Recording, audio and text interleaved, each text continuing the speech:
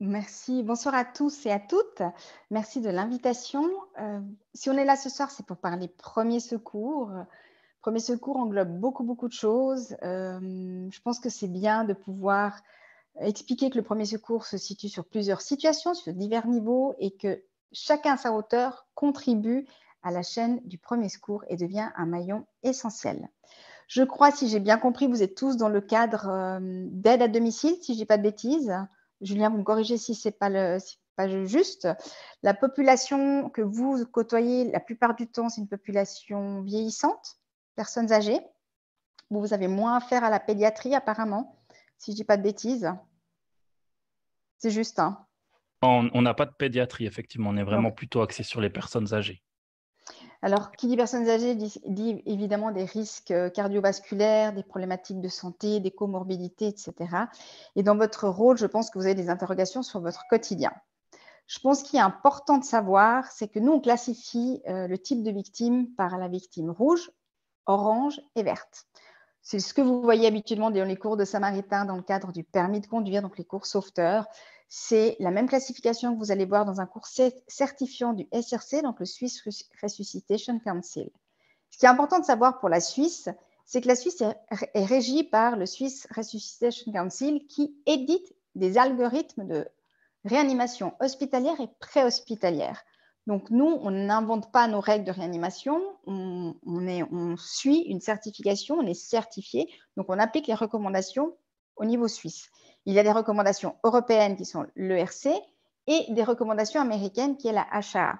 La plupart du temps, on est tous quasi calés sur les mêmes algorithmes, que ce soit américain, ERC et suisse. Donc ça, c'est important de connaître aussi un peu le cadre légal du premier secours. Autre point important aussi, avant d'entrer dans les attitudes à adopter, en Suisse, le fait de porter secours et, entre guillemets, de ne pas faire juste n'est pas punissable. Parce que la plupart des gens n'osent pas agir pensant que s'ils aident ou s'ils portent secours, ils risquent d'être punis s'ils font faux. Non, en Suisse, c'est vraiment l'omission de porter secours qui est punissable, pas le fait d'avoir agi. Donc ça, c'est important. Je sais que c'est beaucoup de craintes que les gens ont. C'est des questions qui reviennent souvent dans le cadre des cours. Donc je vous rassure, on n'est pas puni parce qu'on a agi. Mais par contre, on peut être puni si on est resté devant une victime et qu'on n'a pas agi et qu'on aurait pu juste simplement prendre un téléphone, c'est agir. Autre point essentiel qu'il faut aussi savoir avant d'entrer aussi dans les intros, c'est qu'en Suisse, on a un numéro d'urgence qui n'est connu à peine qu'à 34% de la population. Ce numéro d'urgence est le 144. C'est un numéro qu'il faut composer dans les situations d'urgence, même quand on a un doute. Pourquoi? Parce qu'ils ont cette mission de prêtrise et d'accompagner l'appelant face à la situation. Donc, il n'y aura jamais de mauvaises questions. La personne qui va vous prendre en charge vous posera les bonnes questions pour pouvoir avoir les bonnes réponses et pouvoir vous dire que faire. Donc ça, c'est aussi important. Le premier réflexe quand vous appelez le 144, c'est vous dire « je suis déjà en train de porter secours ». L'appel est déjà une action. Donc voilà un petit peu pour le cadre ici légal en Suisse et le numéro d'urgence. Il faut savoir que le numéro 112, qui est le numéro européen, ou le numéro 911, qui est le numéro américain, est fonctionnel en Suisse. La seule chose, c'est selon les cantons, soit de vous tomber auprès d'une gendarmerie ou la police, soit de vous tomber auprès d'une centrale d'urgence, le 144. Ça dépend un petit peu de la gestion cantonale. Mais sachez que si vous composez un 112 ou 911 ou un touriste est ici en Suisse et qui compose un numéro d'urgence, il n'y a aucun problème, ce numéro aboutira toujours. Voilà pour cette partie-là. Maintenant, on va parler de porter secours. Porter secours, il y a diverses façons de porter secours. On va commencer par la victime rouge. Donc la victime rouge, c'est la victime qui ne respire plus et qui est en arrêt cardiaque. Dans ce type de situation, l'importance, c'est la rapidité de la prise en charge qui est vraiment primordiale. Chaque minute qui s'écoule et qui est sans geste, de premier secours, donc on prédit que ce soit un appel ou on commence le massage cardiaque, diminue les chances de survie de 10%. Actuellement, on parle d'une personne sur 20 qui survit. C'est pour ça que vous voyez mis en place actuellement, bon moi je vais parler évidemment pour le canton de Vaud parce que je suis vaudoise, qu'on a mis en place et que le Genève met en place et que Valais met en place les first responders. Est-ce que c'est un terme qui est clair pour tout le monde ou vous connaissez cette chaîne de first responder? Si ce n'est pas le cas, on en reparlera dans l'espace des questions. First responder, c'est quoi? C'est une chaîne active que s'il y a un malaise, on est activé en tant que répondant. On nous annonce qu'à 200 mètres, il y a un incident et on peut porter secours en attendant que l'ambulance arrive. C'est pour permettre de réduire ce temps d'action qui est vital. Mais vous allez me dire, mais comment je prends en charge quelqu'un? Première chose, pour pouvoir sauver la vie de quelqu'un, il faut pouvoir être soi-même en sécurité. On ne se met pas en danger. On sécurise les lieux, on se sécurise et on aborde la victime. Aborder la victime, ça veut dire quoi? C'est qu'on vérifie l'état de conscience. On vérifie si elle réagit. Alors, chacun ses techniques. Évidemment, nous, on vous demande on vous apprend à toucher les épaules en disant monsieur, monsieur, madame, madame, vous m'entendez? Vous m'entendez? Et vous vérifiez s'il y a une réaction. Moi, je tiens les mains aussi parfois. Si vous m'entendez, serrez-moi la main. Et puis, à un moment donné, je ne vous dis pas de prendre le pouls parce que quand le pouls est filant ou si vous ne savez pas prendre le pouls, ce n'est pas le critère le plus fiable. Après, vous pouvez vérifier s'il respire ou pas parce qu'il y a un mouvement du thorax ou de l'abdomen quand il y a une respiration. Si tel n'est pas le cas, la première chose à faire, c'est d'alerter, donc 144. Si vous êtes autour de vous, appelez secours, c'est-à-dire demander à quelqu'un de vous aider. Vous déléguez l'appel du 144. Mais qu'est-ce que ça veut dire déléguer l'appel du 144? Cela implique de savoir dire où vous êtes, qu'est-ce qui se passe et comment ils peuvent accéder à vous. Ça, c'est l'élément important. Je suis à la gare de Lausanne, je suis sur le quai, je vous parle d'une situation que j'ai vécue il y a 15 jours, je suis sur le quai 8, accès E, je suis avec un patient qui convulse depuis maintenant 2 minutes. L'entrée accessible de la gare, il y avait des travaux, parce que je les connaissais, je suis à la gare tout le temps, il faut le prendre par la droite, et j'ai envoyé une personne sur site en disant allez attendre les ambulanciers, et moi je continue la prise en charge. Donc ça, c'est dans le cas d'une victime qui était consciente mais qui convulsait. Donc l'important, c'est solliciter de l'aide autour de vous. Une fois que vous savez que l'appel, validez toujours. As-tu appelé le 144? Il faut que ce soit validé. Oui, je l'ai fait. Vous commencez le massage cardiaque. Donc maintenant, les normes de réanimation ont un tout petit peu changé parce qu'avec le Covid, etc., les insufflations étaient suspendues. Évidemment, pour une protection générale, etc. Mais il y a aussi une autre raison toute bête. Vouloir ventiler quelqu'un qui a vomi, qui a du sang, les peurs des maladies, etc., c'est un frein, c'est des minutes, c'est des secondes précieuses qu'on perd. Masser, masser, masser, masser. On masse 120, c'est 120 battements par minute. Objectif, masser. Pourquoi?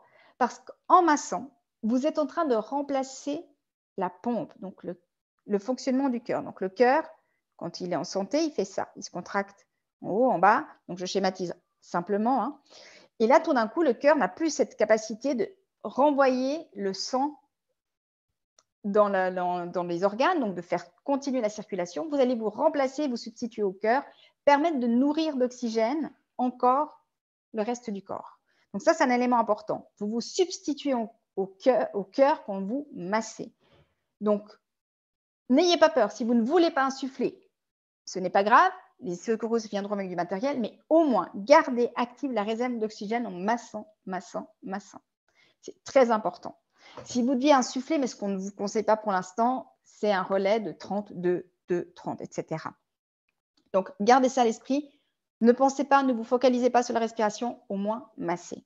Masser, c'est une technique, il y a une façon de faire. Je peux que vous conseiller, si vous souhaitez vous former, d'aller suivre un cours juste pour tester la résistance d'un thorax, juste pour pratiquer 2 minutes de massage. Pas c'est long, 2 minutes. Donc, savoir aussi se faire remplacer. Parce que 2 minutes, c'est long. Donc, quand il y a des relais, quand on doit tenir 10 minutes, 15 minutes, le temps que les ambulances arrivent, ça peut être très, très long.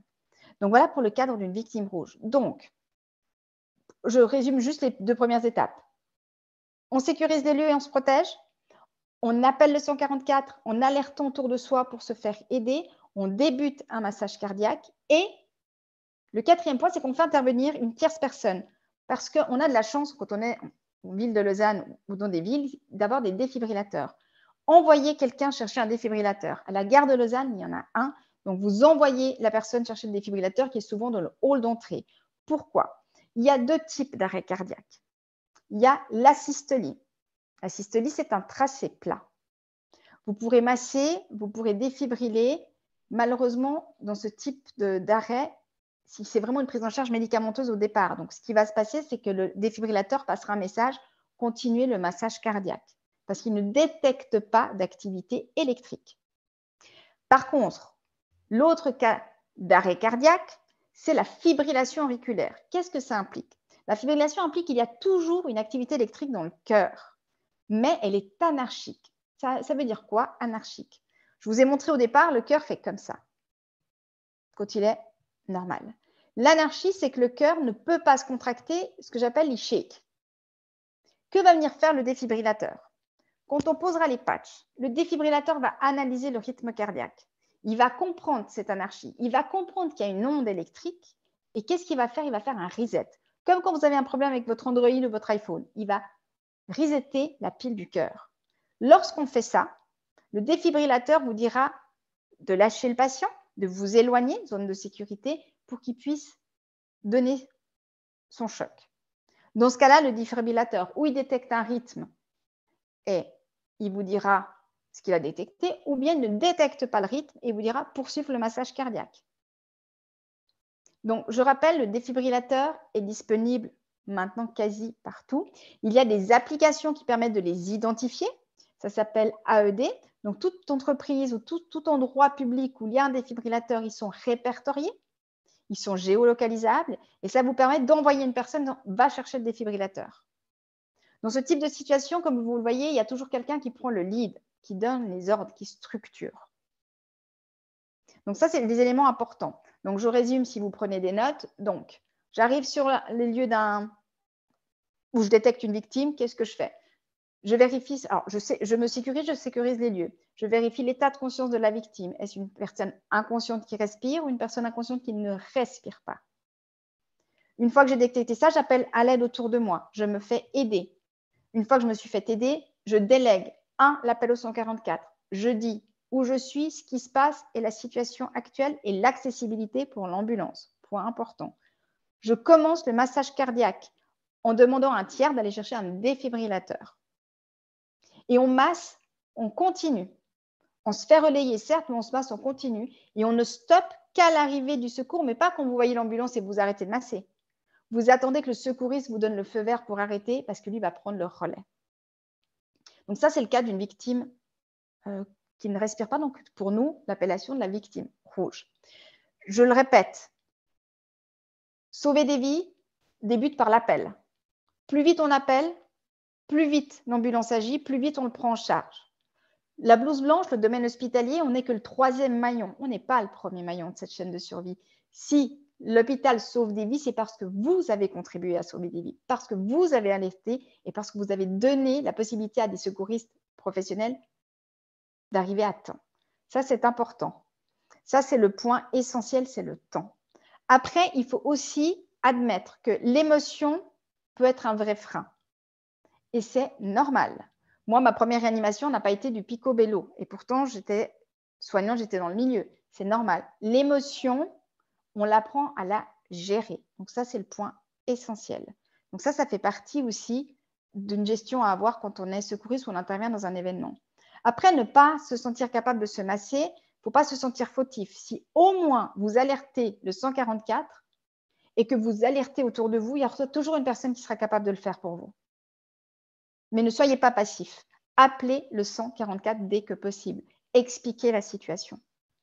Ça, c'est le point important. Après, je ne peux que le répéter, toute personne qui a envie d'acquérir les gestes qui sauvent, il est important de se former. Pour avoir pratiqué une fois sur un thorax, pour avoir pratiqué une fois toute la chaîne et la mise en place jusqu'au défibrillateur, au relais après 2 minutes, etc., c'est vraiment vous donner les moyens de l'avoir fait une fois. Pourquoi? L'être humain comprend et métabolise plus facilement en alliant le savoir à la pratique, surtout dans cette activité-là. Donc, si vous avez une volonté d'aller plus loin ou de rejoindre une équipe de first responder, il y a des cours qui sont disponibles, qui sont certifiants, qui ont une validité de 2 ans et qui vous permettent de rejoindre l'équipe et le groupe de first responder. Mais ça, pour ça, je peux mettre à disposition de Julien la campagne du canton de Vaud sur les first responders. Il y a un QR code aussi. Vous avez toutes les informations. Donc voilà, ça, je ne peux que vous conseiller si vous voulez entrer dans une dynamique de secourisme. Ça, c'est la victime rouge. Après, vous ne pouvez pas savoir, et soyons honnêtes, l'issue de ce massage cardiaque, l'issue de cette prise en charge, pour plein de raisons. Vous ne connaissez pas les comorbidités du patient. Vous ne savez pas depuis combien de temps il a conscient. Vous ne savez pas tous ces éléments-là. Vous avez agi au plus proche de l'instant, de votre conscience et de votre devoir de citoyen. L'issue, malheureusement, ne vous appartient pas. Donc ça, il faut rester très serein avec ça. Après, il y a des circonstances qui sont plus faciles que d'autres, des lieux de massage qui sont plus faciles que d'autres, mais le contexte, la mise en place de la chaîne est identique. Donc voilà pour cette partie-là. Important, le temps est primordial. Je répète, une personne sur 20 survit. Plus on perd du temps, on perd à chaque fois 10% environ du taux de survie, plus on atteint. Donc, chaque seconde qui passe est vitale. D'accord pour cette victime-là? Victime orange. C'est une victime orange, c'est celle qui est peut-être des fois un peu plus complexe, parce que la victime orange, c'est la victime qui est inconsciente et qui respire. Moi, dans mon cas, je vous ai décrit là, je vous ai écrit une scène de convulsion, donc j'avais des éléments clairs à transmettre au 144 et sur ma prise en charge aussi, j'avais une attitude claire face à cette personne parce que voilà, on l'accompagne dans sa crise, on attend que sa crise passe, on comptabilise. Une fois que la crise est passée, je le mets en PLS et j'ai fait ma passation, je suis restée auprès de la personne et j'ai fait ma passation secouriste quand ils sont arrivés. Dans ce cas-là, qu'est-ce qu'on fait? Quand la victime est inconsciente et que vous la trouvez allongée sur le dos ou mal positionnée, on vous conseille une chose, c'est de la mettre en PLS. Pourquoi? Vous allez me dire, mais elle est couchée sur le dos, elle ne risque rien. Si on était dans une session où vous pourriez me répondre, je vous dirais, mais qu'est-ce qu'elle risque si on la laisse sur le dos? Ce qu'elle risque, c'est qu'il y a un relâchement musculaire. Ce relâchement musculaire fait que la langue, le muscle, vous savez l'expression « il va avaler sa langue ». On n'avale pas sa langue. C'est juste que le muscle est affaibli, n'a pas cette tonicité et elle glisse dans le fond de la gorge, la langue. C'est juste le muscle qui se rétracte et du coup, ça empêche la respiration. Le mettre en position latérale évite cette problématique puisqu'on va utiliser la gravité. Et deuxièmement, si le patient devait vomir, au moins il est dans une position où il ne s'étouffera pas. C'est ça l'objectif d'une position latérale de sécurité. Donc là aussi, on installe une personne en position latérale dans le but de la sécuriser. Mais ce n'est pas parce qu'on la met en position latérale de sécurité que ça s'arrête là. On la surveille. Il y a un point important que j'ai omis de vous dire. Dans la victime rouge, la première chose que je vous ai dite, c'est sécuriser, appeler. Dans la victime orange, je ne vous ai pas dit appeler. Dans la victime orange, qui est une victime inconsciente qui ne respire pas, je vous ai dit d'identifier la scène. Pourquoi? Parce que le monsieur n'est pas, quand je ne dis pas en urgence vitale, ce n'est pas le long terme. Le monsieur a besoin ou madame a besoin d'être sécurisé, qu'on lui libère les voies respiratoires et qu'on le mette dans une position de sécurité. Une fois que la personne est mise en position de sécurité, vous pouvez appeler le 144. Vous avez agi au plus juste et au plus vite. Enfin, si vous prenez l'appel du 144 et que la personne, entre-temps, fait un arrêt ou n'arrive pas à respirer, ça va devenir un peu compliqué à gérer. Donc, on sécurise la victime, on la met en position latérale, on reste à ses côtés et on appelle le 144 et on décrit la situation. Ça, c'est pour le cadre de l'algorithme. Maintenant, je vais vous donner des astuces.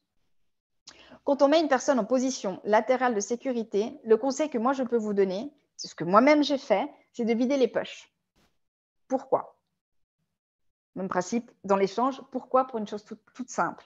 Si le patient a des clés, des éléments tranchants, des choses qui peuvent compresser, laisser une personne 20 minutes sur le côté avec un objet qui compresse, etc., peut créer des lésions, peut se blesser.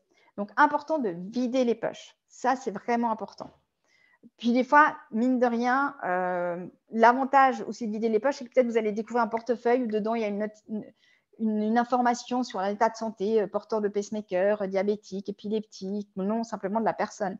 Ça vous permet aussi d'avoir des éléments. Donc ça, c'est le point important. Quand je le mets en position, avant de le mettre, je vérifie que du côté où je vais le mettre, le patient, je n'ai pas de souci. L'avantage aussi de la PLS, c'est que vous allez rester à genoux à côté de lui, mais vous n'allez pas rester inactif. Vous allez surveiller sa respiration. Il y a plein de techniques. Moi, celle que j'adopte souvent, c'est celle de la main sur le ventre et une main sur le dos. Pourquoi? Parce que si je vois que mon patient qui respire et qui est inconscient et qui respire arrête de respirer, j'ai la prise depuis son dos pour le remettre sur le dos et de pouvoir commencer mon massage cardiaque. C'est très important. Les gens se disent, si j'ai mis en position latérale de sécurité, c'est bon, je peux m'éloigner, j'attends les secours. Non, parce que vous ne savez pas comment la situation peut tourner. Après, j'ai une question, une fois, qui est très pertinente et intéressante. Si je trouve la personne inconsciente à plat ventre, qu'est-ce que je fais? Rien. Parce qu'elle est en position qui n'est pas latérale de sécurité, mais elle a un positionnement qui fait que ses voies respiratoires sont dégagées. Si elle vomit, on est sur l'avant. Donc là, ne vous prenez pas, il ne faut pas vous énerver dans le sens, bouger une personne qui est en décubitus ventral, donc en version étoile de mer, c'est peut-être plus complexe, mais du coup, elle est protégée. Donc là, vous annoncez ça au 144 qui vous guidera et qui, la plupart du temps, vous diront, écoutez, regardons comment ça évolue, attendons l'arrivée des secouristes et on verra. Par contre, c'est sûr qu'une personne qui est sur le dos, clairement. Vous allez me dire, mais au final, moi, je ne sais pas s'il est tombé. Il est peut-être tombé d'un arbre, il est peut-être tombé d'une échelle, et puis si je lui laisse la colonne vertébrale, etc. Ce que je vais vous dire est un peu direct, mais le moindre mal. À un moment donné, cette personne peut mourir ou risque de mourir. Vous agissez au plus juste pour elle, pour la protéger.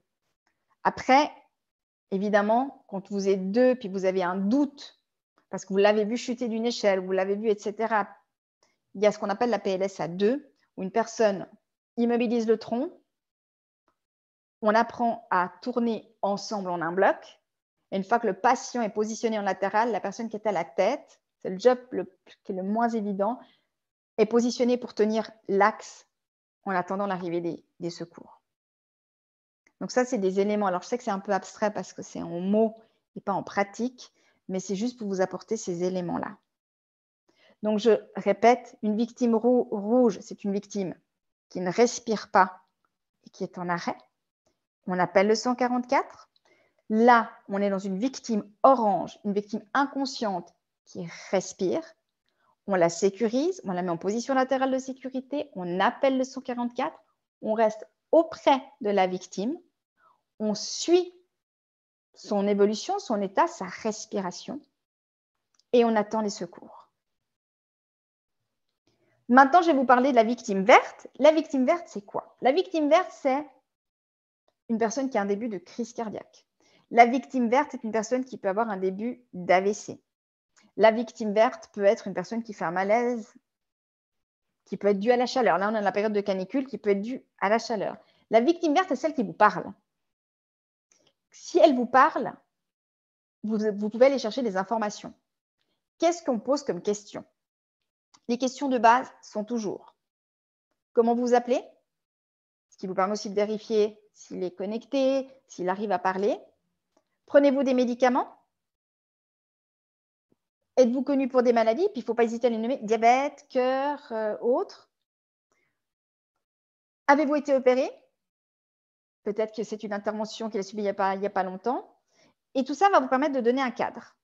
Selon les cas, évidemment, il y a des attitudes à avoir. Si c'est un début de crise cardiaque où il identifie une douleur sur le bras gauche, etc., vous allez le mettre en position semi-assise, voire couchée. Après, il y a l'AVC. Il y a le fameux test FAST. Vous le connaissez, le test FAST? C'est le visage, demandez à quelqu'un de sourire.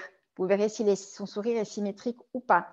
Demandez-lui de parler. Vous verrez s'il formule correctement ses mots. Et quand je dis parler, c'est rien que dire bonjour. Demandez-lui de dire bonjour. Et puis ensuite, il y a le bras. Demandez-lui de lever les bras. Quand il y a un AVC en cours, le bras atteint, la partie atteinte fait que le bras ne pourra pas se lever. Puis après, il y a le temps.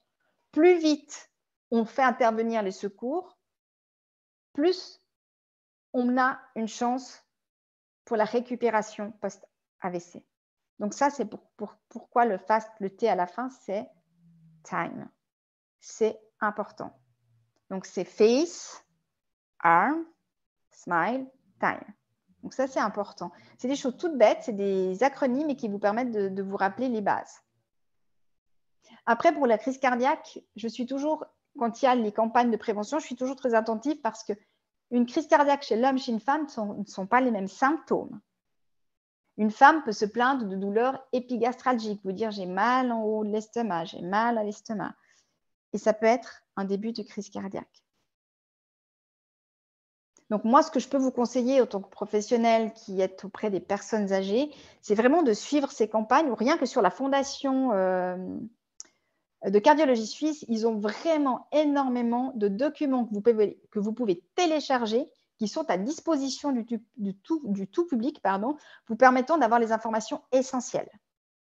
Vraiment, je ne peux que vous conseiller, Julien, de mettre ces liens-là, parce c'est des éléments très bien faits, pertinents et qui sont d'une simplicité, vraiment, je vous le conseille. Après, évidemment, moi, je vous donne ça dans les grandes lignes, mais on peut travailler toujours sur la partie aussi, les patients diabétiques, comment on les prend en charge. Il y a toute la partie aussi des malaises dus, évidemment, canicule, mais pas que, hypotension, hypertension. Après, il y a l'épilepsie.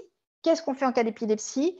Donc, à une époque, vous avez entendu, faut tirer la langue, mettre un objet dans la bouche, etc., etc.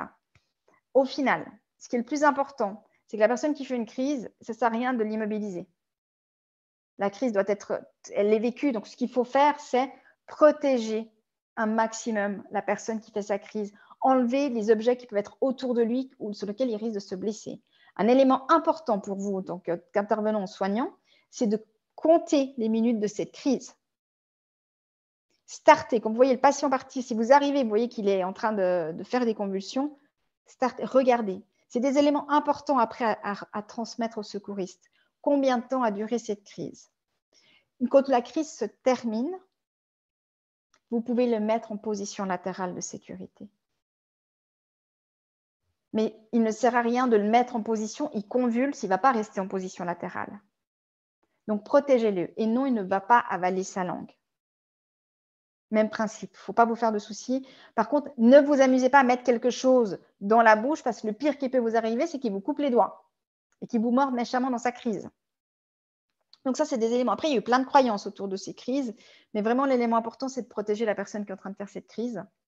Parce que s'il tombe à côté d'un radiateur, d'un meuble avec un coin, etc., protégez-le, comptez, vérifiez la durée de cette crise, puis surtout l'évolution. Et puis une fois qu'elle est passée, position latérale, vous appelez 144.